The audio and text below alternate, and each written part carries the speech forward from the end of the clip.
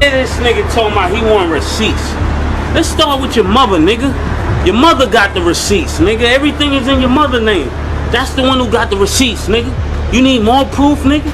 Biggie ain't here, so Big can't give you no receipts. He dead. Craig Mack can't give you receipts. He dead. What are you talking about? Who else? Black Rob can't give you receipts. He dead. And everybody else you made sign paperwork so they can't talk about what I'm talking about. I'm the only one with the guts. And I sign it, nigga. Cause I ain't need the money. All money ain't good money. Remember that. Remember that. Remember that, nigga. You know who to play with, nigga. In a bombshell revelation, rapper Mase has opened up about how he finally freed himself from Diddy's control. After years of rumored tension, Mase is now speaking out, sharing insider details on his rocky relationship with the music mogul. According to Mase, Diddy allegedly used questionable tactics to control his artists, keeping them locked in restrictive contracts. Mase, once a Bad Boy record star, has had a complex relationship with Diddy, which he says was marred by manipulation and unfair practices. Now Mase is shedding light on how he managed to break free. Let's go.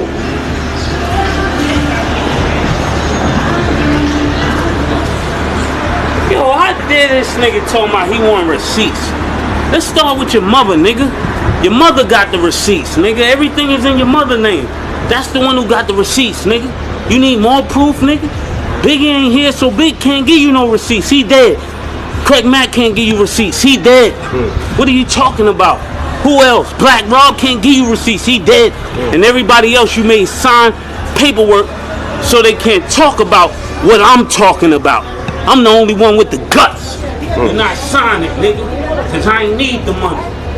All money ain't good money. Remember that. Remember that. Remember that, nigga. You know who to play with, nigga.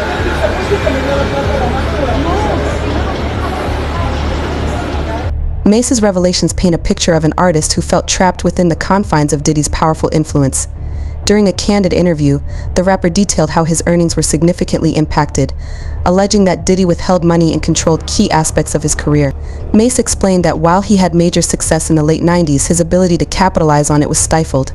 He further claimed that Diddy's contracts were designed to benefit Bad Boy Records while restricting the artist's growth. Mase's journey to freedom wasn't easy, but he now feels empowered to share his truth. The night that Biggie Small died, where were you and what did you do in the aftermath right after Biggie Small died? Where was I? I was in a hotel. What people? That sounds like a Keefy D question. No, they didn't say you was involved. They wanted Yeah. I guess they knew everybody from Bad Boy was out there. Oh yeah, I was in the hotel. I was actually in a hotel with a young lady.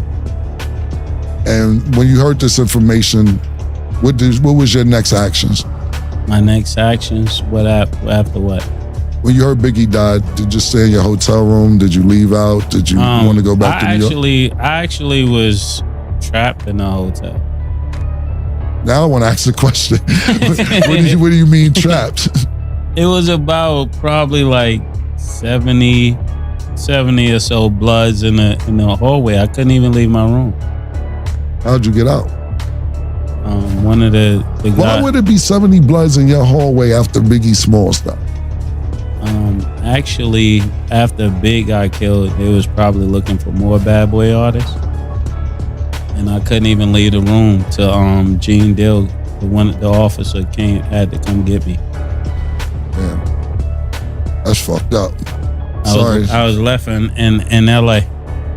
And from that day I always said, I'm out of here. When you say you was left, what do you mean you was left? Like I was Who left you? I came there with people. I ain't leave with those people. You know how it go. My last question on this situation, because you must be saving this for the book. How did you eventually get out the hotel? Where did you go when Gene came to pick you up? How'd you get back to New York or the East Coast or wherever? To my recollection, I think we had to go to Vegas or something like that to get back. There you have it. That's where Mase was at, and that's what happened in the aftermath of Biggie Small's death. Well, We got info up here, stats. Shit's get crazy when it's time for the movie, man. Yeah. And no Keefe did. We ain't on no time. That's why after that, that's why I always kept that in my mind. Like, oh yeah, this how I go. Right. When it get crazy, amen for itself. I got your back, bro. Yeah. I take one for you, pause, man. Come on, nigga, man. I ain't gonna leave you. And that kind of made me the way I think. So it was kind of bad. I got your back, man. I dig it. You know, listen, let me tell you something. When me and Mase was getting this together, Mase was coming to me like, niggas ain't gonna be playing with me. I'm like, relax. Yo, calm the fuck down. Nah, Kim, I don't know where we stand at. I said, yo, my nigga. But you gotta take into consideration to what he's been through as well. So I was like, yo, let me get this shit done so nigga ain't barking on me like that, man. I'm not like that, bro. So I dig that 100%. The rapper described the pivotal moment when he decided to take back control of his life and career. Mase revealed that he sought legal advice and began to understand the limitations of the contracts he had signed. He realized that he had to make a bold move if he wanted to regain ownership of his music and future earnings.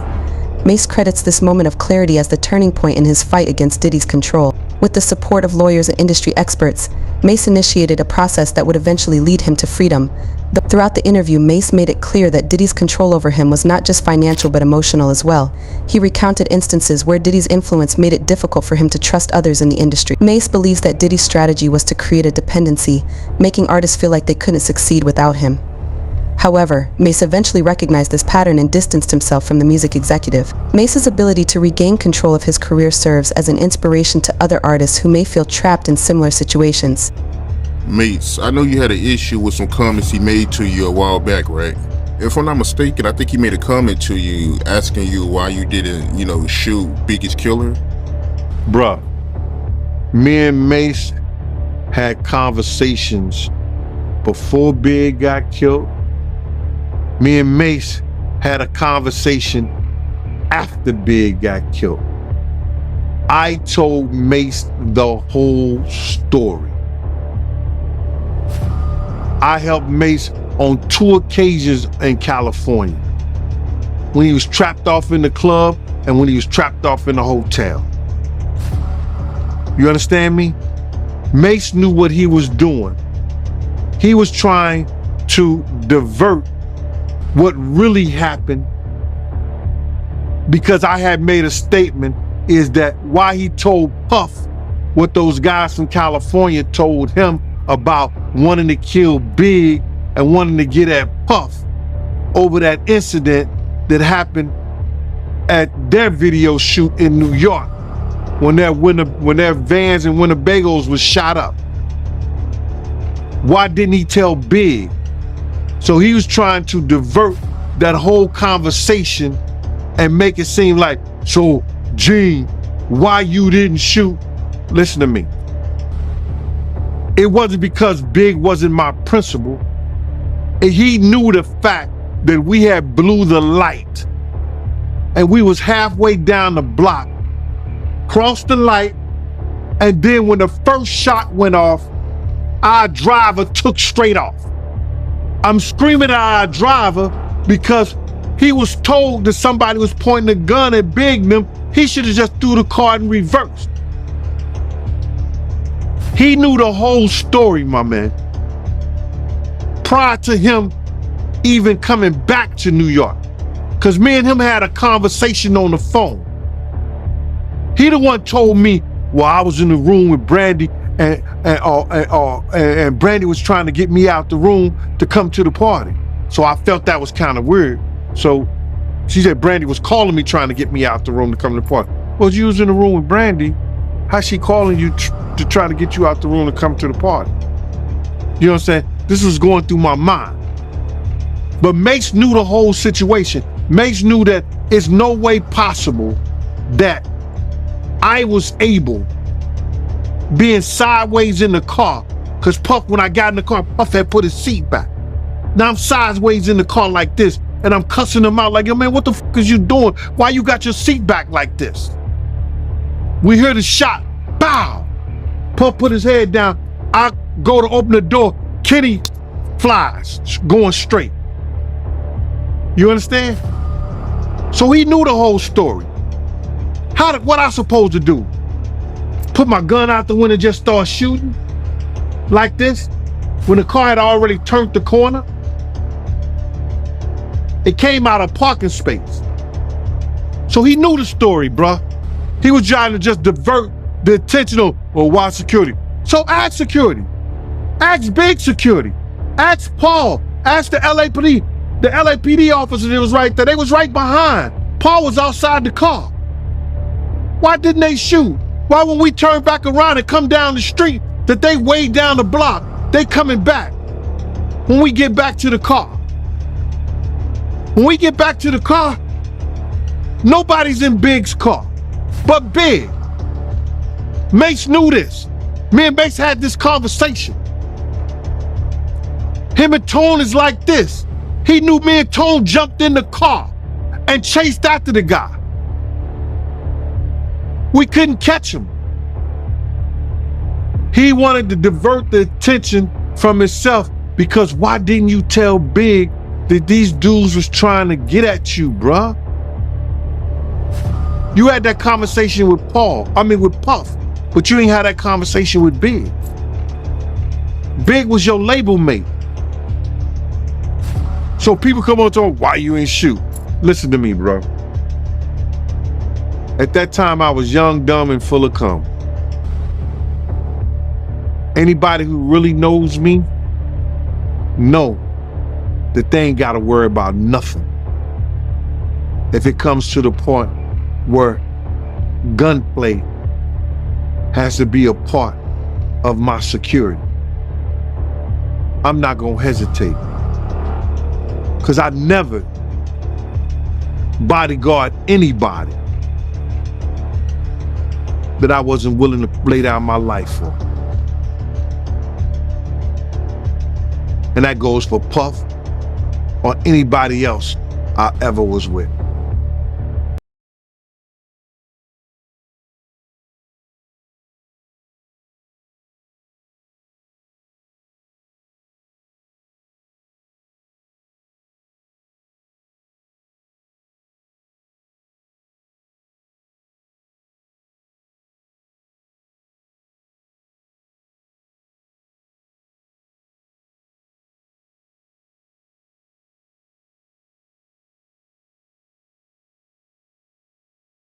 Mase revealed was the intense pressure he faced to remain loyal to Diddy, despite feeling undervalued. He shared that many industry insiders warned him against speaking out, fearing retaliation from the influential mogul. Despite this, Mase made the difficult decision to prioritize his personal freedom over his career standing in the industry. His revelations about Diddy's alleged behind-the-scenes tactics have sparked a broader conversation about the treatment of artists in the music business. Mase hopes his story will bring about much-needed changes. Your hosts, Mase and Camp. What's up, man? How you doing? Killer, I'm doing good, man. Reparations is getting closer and closer.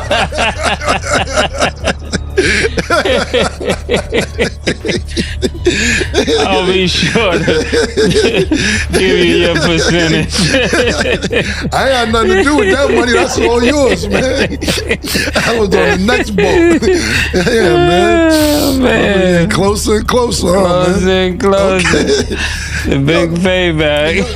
This has been the last year's really kind of been the big payback for you, man. Yeah, man. Yeah. Yeah. You kind of last week you went Destiny. Yeah. You went Destiny. You know what happened yesterday, right? Yeah, man. That's what I'm trying to say. It's going crazy. What happened? I'm gonna let you start. What did you see that happen? Oh, yesterday was the anniversary of Biggie Smalls' album, 27 years later. That's what I see yesterday. That's what I was talking about. Yeah, that was real. It's amazing that all of this would transpire on that day. What's crazy is yesterday was Biggie Smalls' 27th anniversary of Life After Death, and it was also the Diplomat Immunity album 21st anniversary. Shit going on. Shit's going on around. Yeah, man. I was just saying this. That day, yesterday was kind of That's eerie, man. Yeah, that's the word I'm looking for. What's that going was on? crazy. That's kind of crazy, man. I had no idea that, the internet lets you know, because I don't be knowing these dates for my albums or other people's albums, but they will remind you, man. Yeah. That's all you see?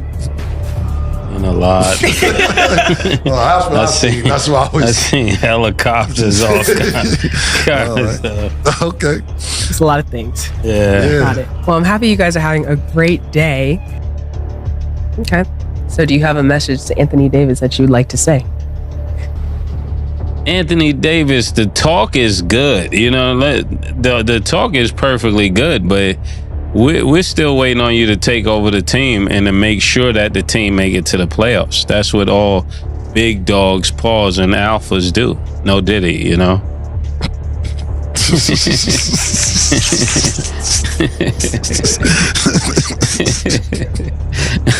don't know, Brad.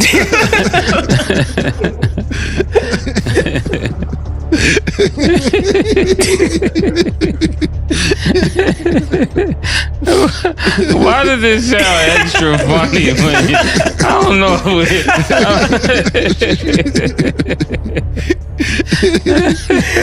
It definitely does. It does, right? Yeah. It just got a different something to it. I don't know about that one.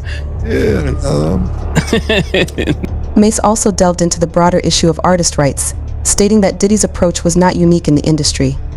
According to Mase, many powerful executives use contracts to maintain control over their artists, limiting their financial and creative freedom. He emphasized the importance of artists understanding the terms of their contracts and seeking legal counsel before signing. Mase is now advocating for younger artists to be better educated about the business side of the industry so they don't fall into similar traps. His story is a cautionary tale for up-and-coming musicians. Again, it was good. It's Mase. Mase, what's going on, Playboy? Good, man. I wanted to talk to you, man, because number one. You want me to put you on the show or what? I mean, you can. You can. You on the show right now? Yeah, I'm on my show right now, Mase. Yeah, I don't mind. I just like Gene, I know you. So, the first thing, I think, when you be saying stuff, I think you need to be more truthful, man, because you were there and you saw some things, but it seemed like you doing stuff for ratings and instead of just being real. If you're going to tell people the truth, don't blemish my name and try to make your show look better. Tell the absolute truth, man. How did I blemish your name, Mase? I know, but you keep saying stuff like me and Diddy, I'm a real man. Why you got looking at me funny about what you saying, bro? How I got somebody? Hold up. How do I have somebody looking at you funny, Mase? Just straight up, because you saying funny stuff about religion and all that, me and him saying I don't even play like that, bro. Bro, let me tell you something. Did I say you and him was praying together? Go ahead. I'm gonna let you talk. I know you to be a real one. I know you to be a real one. Go ahead. I know you to be an upstanding guy. So I'm not expecting no funny business from you. Even in your show, you said some stuff about you and Puff was taking a picture with his dude shot big before he even got killed. But you never really addressed that. So if you don't start addressing stuff, bro, address the real stuff, man. Don't be playing around, because this is not a game. This is people's life. And I'm the only one really willing to say something or to do something about it. I ain't hiding behind no YouTube and all of that. So you saying, Mase, hold up. You saying that you know who I am. You know you go ahead. I'm saying in your video, where you said you took a picture with a nigga who shot Big. That's crazy. Bruh. You said took a picture with him. Bruh. You're not listening. Bruh, listen here.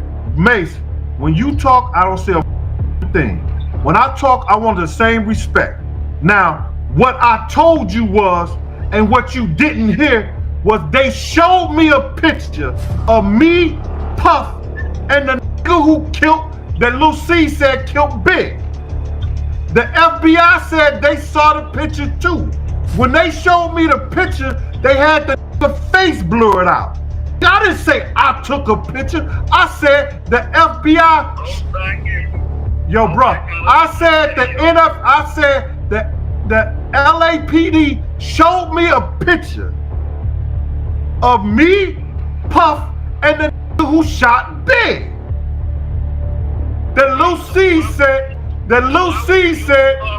Why would you, Puff, and Big, why would you and Puff be taking a picture with a dude who did that? That don't make no sense. Because they showed me the picture. I don't know who took the picture. What do you mean? The nigga walked up the Puff car first. And I see. Puff was in the car? I was standing on the outside. This nigga was coming up down the drive. He was coming down the street. What are you talking about? So if you want to say something, Mase, tell us why you didn't go. Mase, why you didn't go to the party? In a particularly candid moment, Mase reflected on his personal growth since leaving Diddy's influence. He admitted that the experience left him disillusioned with the music industry for a long time. However, after years of reflection, Mase has found peace with his decision to walk away and build a career on his own terms. He expressed gratitude for the lessons learned and acknowledged that his experiences have made him stronger. Mase is now focused on his own ventures and hopes to be a role model for other artists navigating the complex world of the music business. Mase, why you didn't go to the party?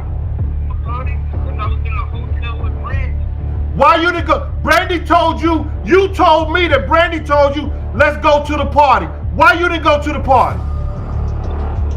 I didn't go to the party because all y'all seem like snakes. And I'm not gonna So Mase, who told you? Mase, didn't I tell you? Listen to him, Mase. Did I tell? Let's keep it 100. When you was riding around, Answer. Let me answer. Go ahead. You answer the question. You guys was the security. If somebody shot the biggest rapper in the world, why y'all didn't shoot back? Y'all had guns? Mase, let me ask you something. I'm gonna get to that. Mase, one question. When you was riding around Cali with Stevie J, didn't I pull you to the side and say, what the fuck is you doing in a drop top Benz riding around with Stevie J around Cali? Did I say that to you?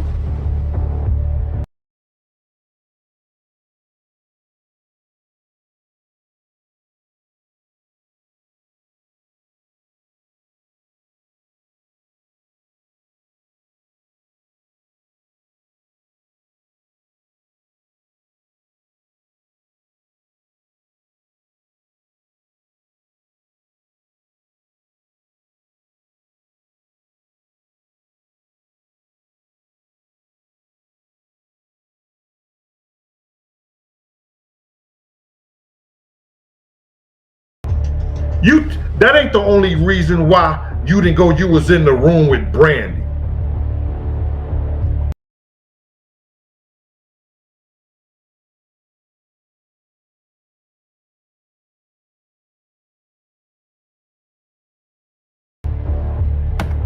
He talking about nobody shot back. He know me and Tone ran after them cats. He knew we blew the light. He know I told him, why you running around here with Stevie J? See, I'm gonna get in his ass. Tell him he don't play something.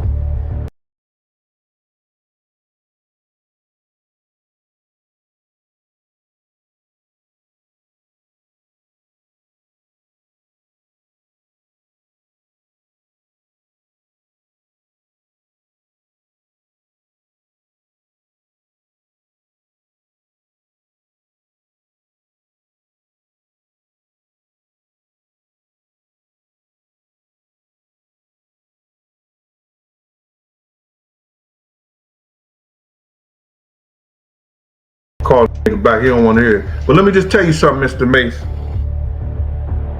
I don't do nothing for ratings. I don't give a shit about this. You talking about you're the only one that's willing to say something. Man, you just not coming out against Cat. I started this years ago in '97. I was the first one to go on MTV. In '97, when Nick Bloomfield and Miss Wallace and them came to ask me to do that, I was the first one spoke up. None of y'all spoke up. Y'all steady running around this cat.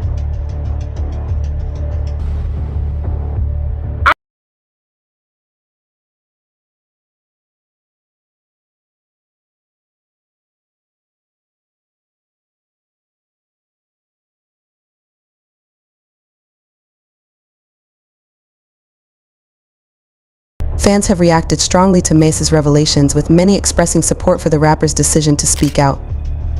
On social media, many have applauded Mase for his courage, noting that it takes strength to go up against a figure as powerful as Diddy. Some fans have even called for Diddy to address the claims, though the mogul has remained silent so far. Mase's story has reignited discussions about artist exploitation in the music industry, with some fans calling for more transparency and accountability from record labels and executives.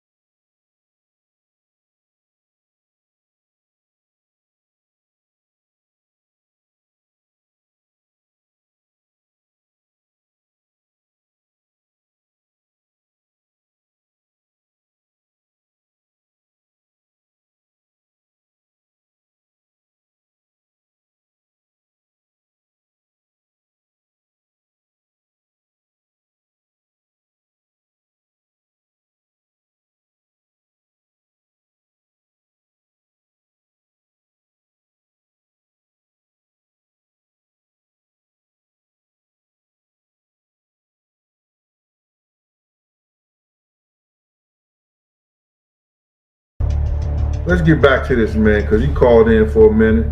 You know what I'm saying, with that bullshit.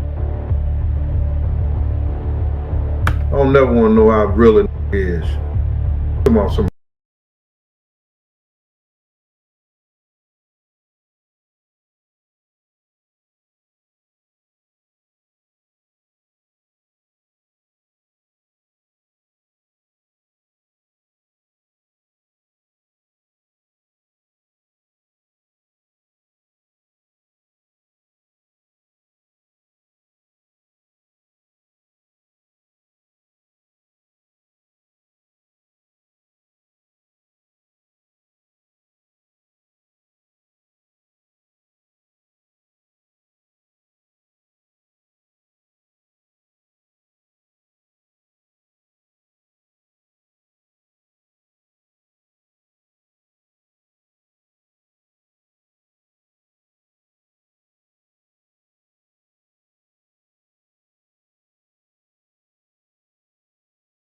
The reason I know that was no troll because he didn't call me. He called me on my private phone. You understand what I'm saying? He called me on my private phone. And the only way he could have got that number was MREC.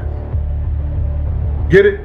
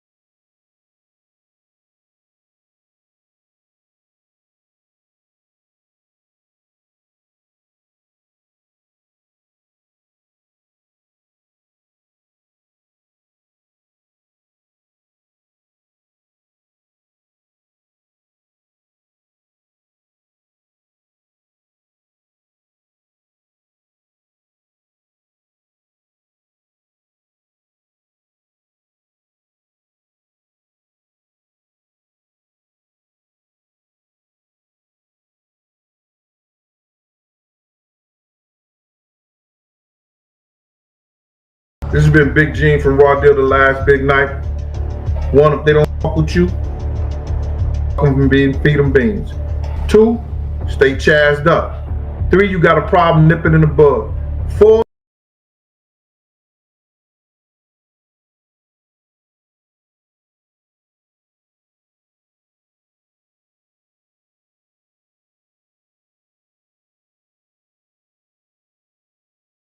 I'm gonna see y'all one more time this week before I go and have my surgery. Y'all pray for me. Stay up.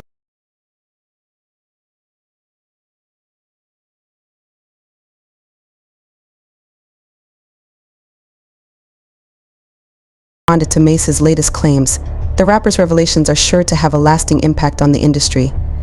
The tensions between the two go back many years, with Mase previously accusing Diddy of unfair business practices. In recent interviews, Mase has suggested that Diddy's public persona doesn't always align with his private dealing. Fans and industry insiders alike are now watching closely to see if Diddy will issue a statement or address the controversy in the coming days. For now, Mase's side of the story is making waves. Off on a Tuesday. Yeah. Friday, you was recording your album. No, I was recording Only You. I was recording Only You. And once that record came out, it was probably like a week or 2 later. And then I was showing up at a video to do Only You. So it was that fast. Then the locks was already signed. And then I think like that next week, once the record started going crazy, it was like, yo, we gotta sign him. We gotta sign him. All right, so we gonna get to it. What did Puff do to piss you the fuck off? How did he do you dirty if he did you dirty? And what is doing dirty if a motherfucker put you on? That's really good. Let me take my shades off. Now, I could say this because it's not something I didn't say to him. Puff, how do I want to say this? Me and Puff was like, I felt like I did more than I got credit for, more than I got paid for. You felt or did you do that? Because you said felt, like okay, feeling. let's clear that up then. You saying you feeling that? No, we're gonna keep it with, because I'm trying to be nice. I never got paid what I was worth, and I never got the respect I was worth. So the disdain that I got for Puff is more like, you trying to keep me here, nigga. I'm not here. All my peers is up here. All my peers are bosses. When it's time, just like somebody raised somebody up, you know they did work with you, they go from your little man to maybe A&R to something else. He just kept trying to keep me right here, like he didn't want me to grow at anything. And to anybody, is that gonna bother you? Yeah. Especially Absolutely. if I'm producing the work. Yeah. Puff would go out and party, and I would be in the studio writing the records, and then I just come back and say, he'll say this is his part or that is his part, but I was the person there creating it all. Right. And then, I mean, from the lyrical standpoint, whether somebody did a beats, and even More Money, More Problems, I came up with that. I came up with the beat too. And I said, Stevie, we need to do this beat and do it like this.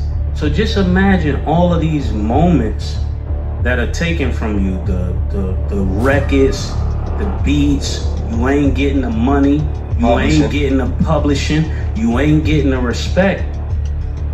And I don't think you're like that. No. So that became really frustrating for me because I'm You said looking. you don't think you like that, what that mean? I don't think you would like that. Like, If a motherfucker did you like that, what the Yeah, fucking like- story is you listening to, nigga? man, I don't think you like that, to be pulling what you pulling. Yeah, you from the ghetto, you like, Yeah, like you know what would come with doing that. But everybody is letting you get away with it. Everybody. So me quitting after one album, it didn't take long for me to figure it out. Like, I'm not gonna be here with this. I don't care who's here because you're not paying me and you're not respecting me. And that's the real problem. All right. And that's just the beginning. All right, then go ahead. there's people that try to do bodily harm with me. They will be in the house with Puff. So I'm like, it's a funny game y'all playing behind the scenes. So when people see me, they just see me turned up. They just see me agitated. They just see me aggressive, but they don't know why. So if somebody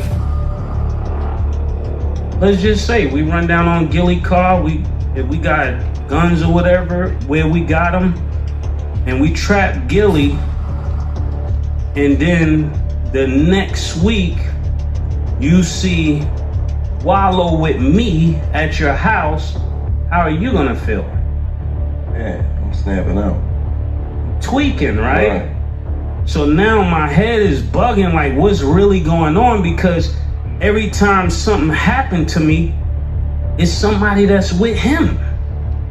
But this is supposed to be the nigga I'm signed to. This is supposed to be who I'm getting money with. And I gotta say this because when people see me irate and they see me aggressive, they wanna, oh, what is Mase doing? Mase is bugging. No, it's a point you get to that you like, yo, I can't let you play because you playing now dangerous games. So imagine somebody doing that and then they over there talking about brother love.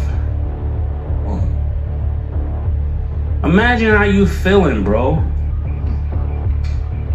So it's like you holding I can't blame Puff for this because I can't say he's doing it, but I can't say he's not. So if you look at the people who hate on me, right? They're from Revolt shows. Who run Revolt? The people that had the biggest problems with Mase and write the craziest stuff about Mase come from Revolt. Who run Revolt? I'm still asking y'all because everything people keep doing, I'm like, why do they keep tripping on me? It's almost like they want me to be something that's gonna be detrimental to them because it's not gonna be detrimental to me. Damn. So answer that though, since we really talking. Puff run Revolt. Diddy run Revolt. Yeah, he run Revolt. Right. So when I hit him up and I say, yo, you got people every time they trying to discredit my name, you don't think that blocked me from other deals? You don't think that blocked me from other monies? You don't think that does something to my livelihood? As the dust settles on these new revelations, Mase is moving forward with his career free from Diddy's shadow. He is reportedly working on new music and other business ventures, with a renewed focus on maintaining full control over his work. Mase has also hinted at more revelations to come, suggesting that this may be just the beginning of his truth-telling journey. For now, his story serves as a powerful example of resilience and self-empowerment in the face of industry challenges. Fans are eager to see what Mase will do next as he continues his path toward independence.